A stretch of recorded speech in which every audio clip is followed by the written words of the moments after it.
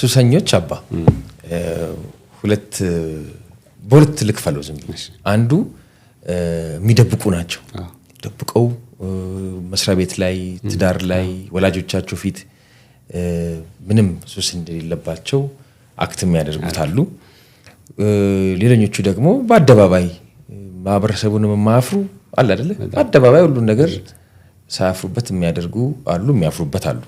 በተለይ እነዚህኞቹ ደግሞ ጥቅማቸው ምንድነው ያቅዳሉ አዲስ አመት አሁን 2018 መግቢያ ላይ አይደለም ያለነው ያቅዳሉ በቃ ዘንድሮ ይላል ከዛ ደግሞ በተለያየ ምክንያት ደግሞ ተመልሶ ወይ በጓደኛ ወይ አብሮት በሚቆመው ሰው ደውሎ ሊሆን ይችላል ወይ በሚወደው ሰው አለ አይደለ ወይ በጋባዥ እንደገና የሚዘፍቁበታሉና እንደዚህ ለመላቀቅ የሚጥሩ አሉ ግን በአደባባይ ፕራክቲስ የሚያደርጉታሉ በአንድ ጎን ደግሞ ተቀላቅለው ስብሰባም እየተሰበሰቡ ቤተክርስቲያንም ይሄዱ ትዳራቸው ጋር አማቻቸውቻቸውን ጋር ጓደኞች ጋር ንጹህ አለ አይደል ጨዋ መስለው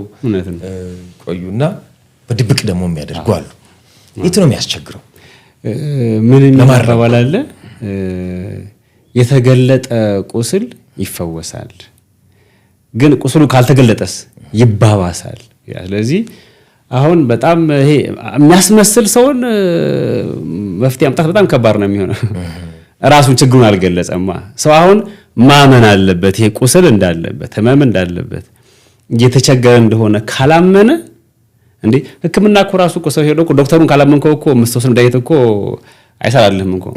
አንዱ እኮ ፈውስ የሚባለው ማመን ነው ሐኪምህን ማመን ሐኪሙን ካመንከው አሁን ስፔሻል ዶክተር ነው በጣም የሚታወቅ ሲባል እኮ ሰው ዋግቶ አምኗ ላይ ይመጣው ከዛ ሲያገኘው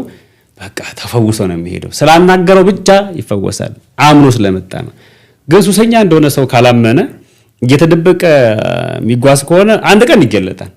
ግን ሲገለጥ በጣም ቁስሉ ብዙ ከተጎዳ በኋላ ነው የሚገለጠውና ያንን ለማከም ሳይታወቅ ብዙ አመት ቆይቷል እና አሁን በየመስሪያ ቤቱ በየትዳር ቤተሰቡ ምናየው ከባዱ ችግር ማህበረሰብ ግልጽ ከሆነ አይን ማህበረሰብ አይፈልገውም ለምን ሱሰኛ ነው